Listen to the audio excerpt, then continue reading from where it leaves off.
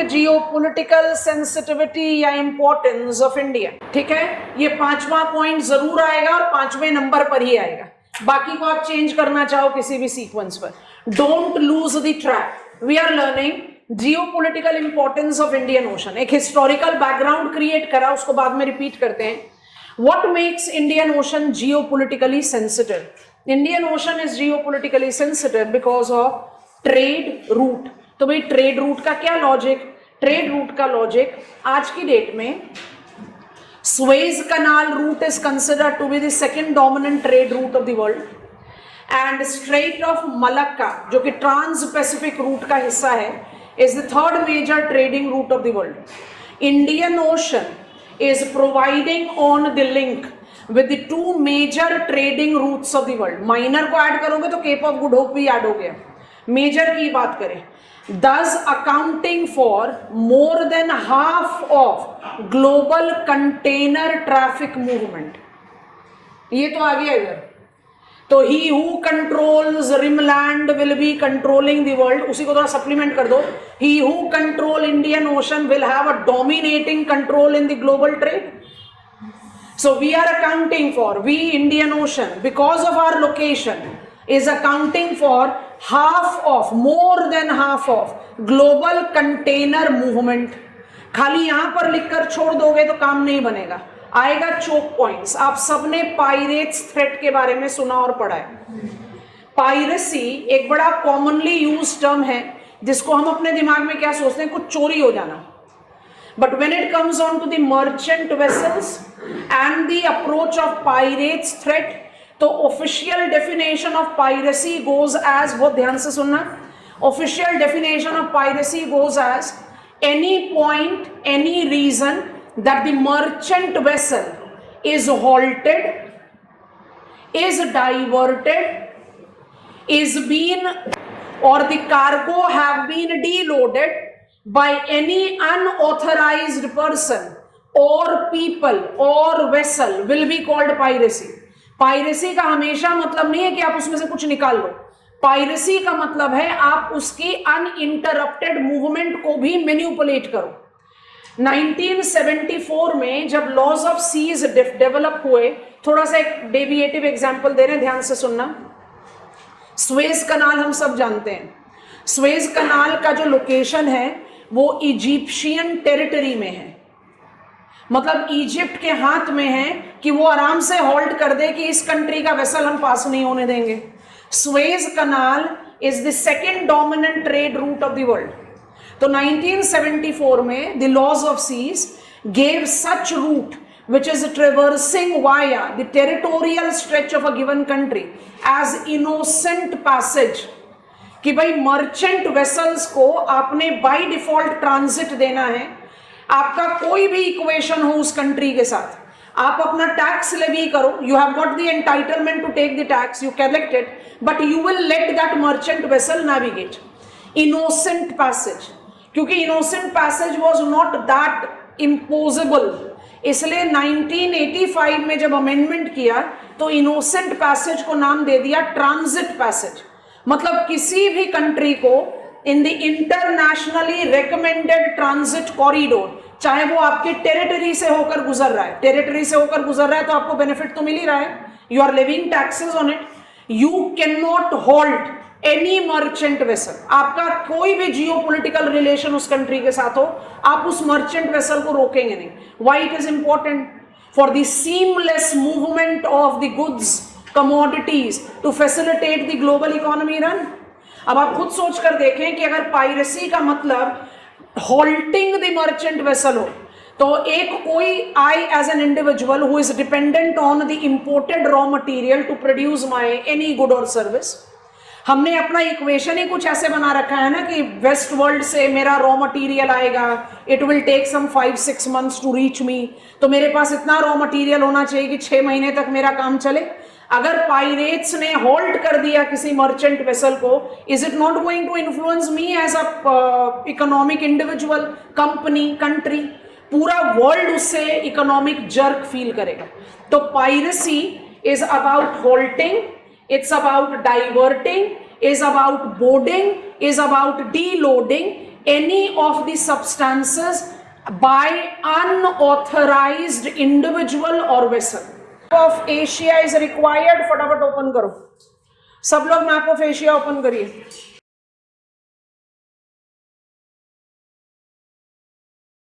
लिखने में 2 मिनट से ज्यादा समय नहीं लगे. पहुंच गए. लीड दे रहे हैं इस मैप पर, देखते जाओ. नाम नहीं लिखा हुआ, आप लोग से नाम की हेल्प लेंगे, बताते जाना. 2022 में जनरल स्टडीज के पेपर में क्वेश्चन पूछा है, straight and isthmus in global trade. चलो आ जाओ. ये आ गए हम. This is, I am on map of Asia. I am noticing African territory. हमने अभी रेड लाइन से इसको हाईलाइट कर दिया. यस ऑल ऑफ अस, आप सबको दिखाई दे रहा है, लेबल कर दिया रेड सी. जरा फटाफट से गो अहेड देते जाओ. ठीक है. अच्छा, रेड सी के साथ आप यहाँ पर Arabian Peninsula, I am again using red colour, Arabian peninsula की बाउंड्री बनाओ. तो यहाँ आपको गल्फ ऑफ एडन दिखाई दे रहा है ना? यस. अच्छा, what is straight? Strait is narrow arm of water that connects to bigger arms of water. दूसरी तरीके से, strait is that narrow arm of water which separates two land. तो मेरे गल्फ ऑफ एडन और red सी के बीच में right hair black colour से highlight किया, स्ट्रेट है. नाम क्या है? बाब एल मैंडेब. मिल गया सबको? यस नो बोलने में भी कितनी तकलीफ होती है. Yes, Bab el Mandeb is the strait that connects Red Sea and Gulf of Aden. अब आ जाओ फिर से अरेबियन पेनिनसुला के थोड़े से ईस्टर्न एज पर, रेड कलर पर दोबारा आते हैं. ये रहा मेरा Arabian Peninsula. I have reached here. I have just highlighted Persian Gulf. The Gulf लिखा हुआ है हमारे स्कूल एटलसेस में. बताओ जल्दी से, मिल गया? अच्छा, जैसे ही द गल्फ से बाहर की तरफ निकलो, अरेबियन सी की तरफ निकलो, यहां पर आपको गल्फ ऑफ ओमान दिखाई दे रहा है. आंखों को ट्रबल दो. Connecting gulf of Persian gulf and Gulf of Oman is straight of Hormuz. And now come up here और नोटिस करो, हमने ये मैप खोला हुआ है, अभी थोड़ी देर बाद इसके बारे में बात करेंगे. ध्यान से देखना, स्ट्रेट ऑफ होर्मुज में चाबहार भी है और ग्वादर भी है. अब आ जाओ जरा साउथ ईस्ट एशिया की तरफ. Are all of us noticing? ये मेरा मलाया पेनिनसुला है और ये पूरी तरह से विजिबल नहीं है तो हम डिमार्केट कर दें. ये मेरा सुमात्रा आइलैंड है, उसके ईस्ट में जावा आइलैंड है, उसके ईस्ट में बहुत छोटे छोटे आइलैंड्स हैं. आप जरा लंबोक और बाली आइलैंड को बस नोटिस कर लो. लंबोक मिला कि नहीं? मिल गया. अब नोटिस करेंगे क्योंकि हमें आपको ये नाम लिखवाने हैं. आप जरा ध्यान से देखेंगे, I am using red colour. Have we notice Strait of Malacca written here? तो मुझे लिखने की जरूरत नहीं है. Strait of Malacca is connecting dash and dash. चलो, पैसिफिक ओशन ले लिया, इंडियन ओशन भी ले लिया. चलो शाबाश बच्चों, लेकिन थोड़ा सा इसको स्पेसिफाई करें. It is connecting Java Sea of Pacific Ocean and Andaman Sea of Bay of Bengal Indian Ocean. ये मेरा अंडमान निकोबार आइलैंड्स है. अंडमान निकोबार आइलैंड्स के ईस्ट में अंडमान सी है, वेस्ट में बे ऑफ बंगाल है. ये है बे ऑफ बंगाल. तो स्ट्रेट ऑफ मलक्का कौन से दो वाटर बॉडीज को कनेक्ट कर रहा है? Java Sea and Andaman Sea. All these three straits which I have highlighted here, all the three straits which we have highlighted here are choke points. ये देखो जरा, pink colour, maritime choke points हमारे list में लिखा हुआ है ना. choke points क्यों बोलते हैं इनको? इतने नैरो स्ट्रेट्स हैं कि यहां पर सबसे high priority of pirate attack हो. It not be adding to the geopolitical sensitivity. Mind it, because of these choke points, In Indian Ocean region, there is the internationally recommended corridors जहां पर I as a country can deploy my naval fleet to escort my merchant fleet so that I can protect it from the potential threat of pirate. तो इसका मतलब multiple countries के naval vessel आ गए ना Indian ocean में. Is it not going to multiply the geopolitical sensitivity? Of course it will. तो ये बना आंसर आउटसाइड टेक्स्ट बुक. सिर्फ ये लिख देना 50% of container movement is geopolitical sensitivity is correct, but it is incomplete. बाकी सारे नाम में क्या चीज कॉमन है? Straight. How do I define a straight? Narrow arm of water that connects to bigger arm of water. Do I sound correct saying maximum of entry and exit points are choke points and not Cape of Good Hope? ज्यादा imagine मत करो, फटाफट से map of world में आ जाओ, जल्दी से map of world में. Southern tip of African continent दिखाई दे रहा है. Are you noticing Cape of Good Hope? अगर आप अफ्रीका के केप ऑफ गुड होप से ट्रांजिट करो तो आप अटलांटिक और इंडियन ओशन के बीच में ट्रांजिट कर रहे हो, पर आपको लग रहा है कि ये चोक पॉइंट है ना, ये तो पूरा फुल फ्लेजेड सदर्न ओशन है. आ गई बात समझ में? तो हमने ट्रेड रूट के साथ क्या ऐड करा? Choke point. तो कौन से एंट्री और एग्जिट पॉइंट्स ज्यादा स्ट्रैटेजिकली सिग्निफिकेंट हो जाएंगे? Choke points. And which are the choke points? They are the straits. I hope it is comfortable. Star mark Cape of Good Hope is not a choke point. I hope it is comfortable. This maritime trade route is very clearly associated with choke points. तो हमने choke points को कैसे define करा? Indian ocean में जितने भी entry और exit points हैं, इंडियन ओशन के जितने भी एंट्री और एग्जिट पॉइंट है, maximum of them are choke points. क्यों? सबके सब तो स्ट्रेट हैं, barring the exception of Cape of Good Hope. Choke points होंगे तो वहां पर पायरेसी थ्रेट बहुत ज्यादा होगा. पायरेसी थ्रेट रिस्ट्रिक्ट करता है सीमलेस ट्रेड मूवमेंट को, इसलिए इंडियन ओशन में इंटरनेशनली रिकमेंडेड ट्रांजिट कॉरिडोर्स हैं जहां पर कोई भी कंट्री अपने मर्चेंट वेसल को एस्कॉर्ट करा सकती है अपने नेवल वेसल से. तो Indian ocean by default is incorporating multiple players naval vessels. Indian ocean को अगर आप इक्वेटर को पिकअप करो, अपना पेन पेंसिल मार्कर रख दो इक्वेटर पर, इक्वेटर पर रखकर थोड़ा ध्यान से देखें. अगर आप इक्वेटर के रेफरेंस में नॉर्थ और साउथ पैसिफिक देखो, they both are open ocean. Northern Pacific, southern Pacific. Atlantic Ocean को देखो, नॉर्दर्न अटलांटिक, सदर्न अटलांटिक. अब जरा कॉशियसली पहुंचो इंडियन ओशन पर. सदर्न इंडियन ओशन तो ओशन है, लेकिन नॉर्दर्न इंडियन ओशन ओशन नहीं है, वो अरेबियन सी और बे ऑफ बंगाल है. Only ocean that is bounded by land on 3 sides.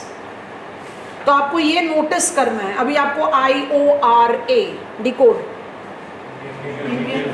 Indian Ocean Rim Association, IORA भी हैंडल करना है. तो अगर एग्जामिनर पूछता है geo political significance of Indian Ocean, तो you have to focus on water.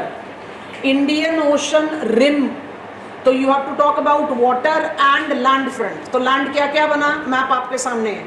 Direction होगा इंडियन ओशन के कंटेक्स्ट में. थोड़ा ध्यान से सोचें. Africa, where is Indian Ocean? East of Africa. पर अभी आप पढ़ तो इंडियन ओशन रहे हो ना, तो बेटर क्या होगा? Where is Africa? West of Indian Ocean. Yes, no? This is called relative location. Geography is about location, so we can have relative. So Indian Ocean, third largest half ocean of the world. Tick. अब Indian Ocean region, it is third largest half ocean of the world. Why half? Bounded by land on 3 sides. It is involving land mass of Africa, land mass of Asia. समझ में नहीं आया तो land mass of West Asia, South Asia, Southeast Asia and Oceania. तो Indian Ocean is water and Indian Ocean rim is water with the land front. तो question में क्या term पूछा जाएगा उस हिसाब से आंसर क्रिएट होगा. I hope it is comfortable. एक और चीज मैप पे देखते हैं, उसके बाद समझाना शुरू करते हैं और लिखेंगे भी. इंडियन ओशन को आप आज की डेट में, it has always been position that way, but आज की डेट में कहते हो transit ocean that connects Atlantic and Pacific. Atlantic and Pacific, Atlantic कैसे? स्वेज कनाल, और पैसिफिक कैसे? Strait of Malacca. नहीं भी पता है तो no worries, entry and exit point पर अभी हम मैप के डिटेल्स में जाएंगे। So Indian Ocean is location wise, come on, what determines my geopolitical sensitivity? Where I am and who I am. So Indian Ocean, where it is the transitional ocean between Atlantic and Pacific. और आज की date में Indo Pacific का क्या prominence है वो justify करने की जरूरत नहीं है, because it's a transitional ocean between Atlantic and Pacific, the ocean that is binded bye land on 3 side. इसका पोजीशन अपने आप ही बड़ा स्ट्रैटेजिकली प्रोमिनेंट है। इस स्ट्रैटेजिक प्रोमिनेंस में अपना बैकग्राउंड वर्क को भी ऐड कर लो, proximity to rimland, yes or no? Yes, ma'am. So where I am is justifying my geopolitical sensitivity, and what I am, I relate to half of the global container movement of the trade. I relate to more than 50% of the global trade of crude oil and natural gas. I am identified with the richest benthic mining, with International Seabed Authority giving nod towards extraction of cobalt crust and manganese nodules, with the depleting fishing grounds of the developed temperate zone. Indian Ocean region is the most potential location of the biotic resources, starting from fishes to planktons to seaweed to pearl. So you have got not one, many things that keeps on adding to geopolitical sensitivity of Indian Ocean. We want to add that. पर इससे पहले कहानी सुनेंगे और फिर उसके बारे में लिखेंगे। ये जो सारी geopolitical sensitivity है, ये 1971 onwards justified हुई। 1965 से 1971 के बीच में ऐसा क्या डेवलपमेंट हुआ कि Indian Ocean, which has been referred to be the most neglected ocean of the world, मतलब pre 1965 Indian Ocean was the most neglected ocean of the world geopolitical, माने जियोपोलिटिकल रेलेवेंस में इंडियन ओशन ना exist ही नहीं करता। और 1971 के बाद most prominent geopolitical ocean, United Nations Security Council in 1971 declared Indian Ocean zone of peace, and that was the time that marked the beginning of geopolitical importance of Indian Ocean. ये background work हम तो 30-40 word में लिख रहे हैं, map भी बनाएंगे, examination में आपको डिसाइड करना है कि आप इतने डिटेल्स में लिखोगे कि नहीं लिखोगे। उसके बाद हम causes of Indian ocean geopolitical sensitivity करके आगे बढ़ेंगे। इंडियन ओशन को हमने हमेशा प्री 1965 ब्रिटिश लेक कहा। Britishers, the most strong colonial power, were in the complete control of Indian ocean. इस कंप्लीट कंट्रोल में 3 defined sea lines of communication थे, और Colombo of the Sri Lankan region was the naval headquarter of Britishers। मतलब इतने effective sea lines of communication, हम अभी diagram draw करेंगे, आप बहुत आराम से उसको विजुअलाइज करोगे कि इंडियन ओशन को इतनी स्ट्रांगली कंट्रोल करा हुआ है ब्रिटिशर्स ने कि आप उसको ब्रिटिश लेक बुला रहे हैं, और there is no possibility of any other maritime player. आप 1960s में हैं तो maritime players were former USSR, United States of America, Norway, Japan, China ने, these were the players who actually found Indian Ocean out of their reach। तो उन्होंने कभी कोशिश भी नहीं करी कि वहाँ पर कोई किसी भी तरह का एक्टिविटी या कोई अटेम्प्ट हो। It was such strongly controlled। अब 1965 तक, 1945 second world war came to an end, 47 में इंडिया अटेन्ड इंडिपेंडेंस, बट जो इंडियन ओशन रिम रीजन है, सारी कंट्रीज ने 40s में थोड़ा इंडिपेंडेंस अटेन किया, ग्रेजुअली धीरे धीरे, तो हमने कम से कम 20 साल का समय दे दिया। 1945 से 1965 तक रिम कंट्रीज जो डोमिनेंटली ब्रिटिशर्स कॉलोनीज थी, दे स्टार्टेड अटेनिंग इंडिपेंडेंस। तो पहला point, it was difficult for Britishers to now maintain British lake. आप लैंड पर हो ही नहीं, आपको तो चला जाना पड़ा, कॉलोनियल रेजिम खत्म हो गया। It was practically not feasible for you to maintain it as British lake. And दूसरा, technically also it was not feasible. आप एक्सटर्नल प्लेयर हो ना, क्या कर रहे हो इंडियन ओशन रीजन? ये एक्सटर्नल डिफाइंड नहीं था 1965 में। तो जैसे ही ब्रिटिशर्स ने अपना रिट्रीट लेना शुरू करा, हिस्ट्री रिपीटेड इटसेल्फ इन 2008। जब 2008 में United States of America started stopping the policing of Indian ocean region, that marked the entry of China in Indian ocean region. So right now we are learning थोड़ा सा history, थोड़ा brief details में लिखेंगे पर एक view point clear करें।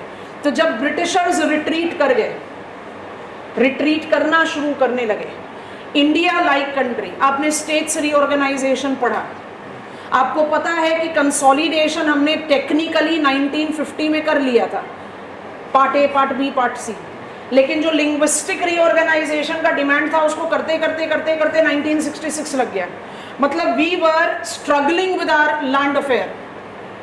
Number one, most of the new independent countries were not capable of, and number two, were not much interested towards maritime front।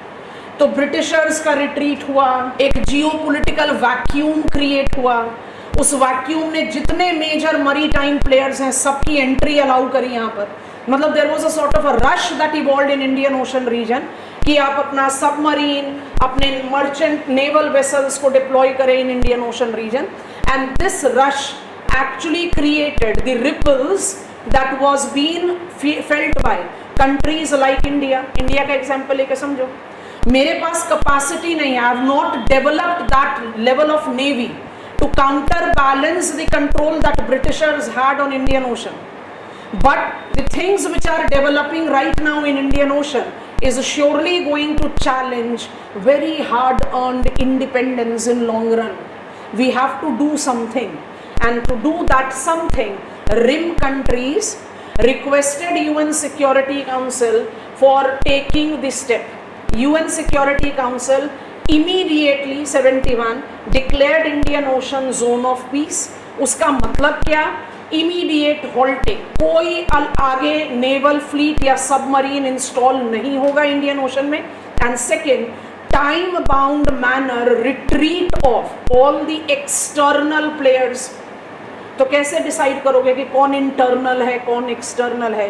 That actually led to, this led to, तो 1971 का जो demarcation था, this led to a sort of fast forward mobilisation of United Nations Convention on Laws of Seas।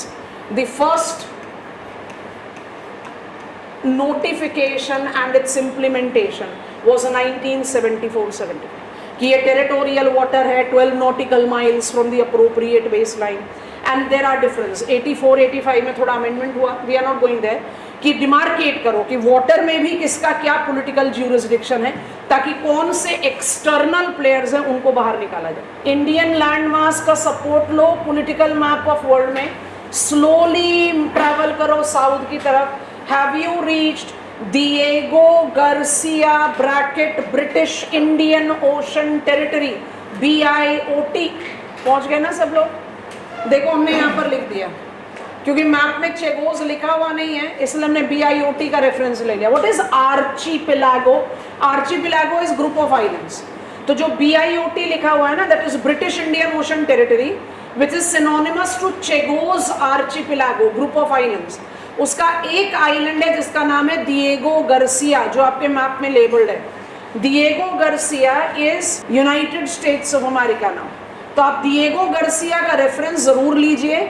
आपको वहां पर क्या imagine करना है? That is the location of Chagos archipelago which is British Indian Ocean Territory. Political map of world BIOT with Diego Garcia written मिल गया सबको? Yes no? Yes. जहां पर डिएगो गार्सिया लिखा है वहां ब्रैकेट में लिख लो चेगोस आर्चीपेलागो, क्योंकि आपने डायग्राम में चेगोस ड्रॉ किया है ना, इसलिए। आर्चीपेलागो का मतलब होता है ग्रुप ऑफ आइलैंड।